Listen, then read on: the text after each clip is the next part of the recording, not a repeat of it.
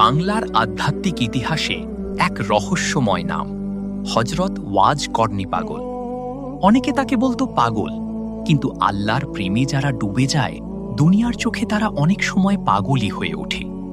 তিনি কোনো রাজপ্রাসাদে জন্ম নেননি, ছিল না তার জাঁকজমকপূর্ণ জীবন। সাধারণ পোশাক, অল্প খাবার আর সারাক্ষণ আল্লাহর জিকির, এই ছিল তার জীবন। মানুষ তাকে প্রশ্ন করত, আপনি সব ছেড়ে এভাবে কেন থাকেন? তিনি মুচকি হেসে বলতেন, যেদিন আল্লাহকে পেয়েছি সেদিন দুনিয়া আপনাতেই ছেড়ে গেছে। তিনি মানুষের কাছ থেকে কিছু নিতেন না, বরং যা পেতেন তা আবার অন্য গরিবের হাতে তুলে দিতেন। ক্ষুধা, কষ্ট, অবহেলা কিছুই তাকে দমাতে পারেনি। অনেকে তাকে অপমান করেছে, কেউ হেসেছে, কেউ তাড়িয়ে দিয়েছে, কিন্তু তিনি কখনো রাগ করেননি। বলতেন, মানুষ যা বলে বলুক, আল্লাহ তো জানেন আমার অন্তর।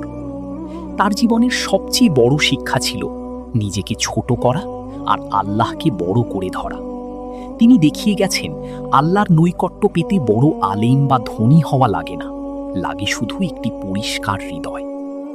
আজও তার নাম শুনলে মানুষ বোঝে, আল্লাহর প্রেমে ডুবে গিয়ে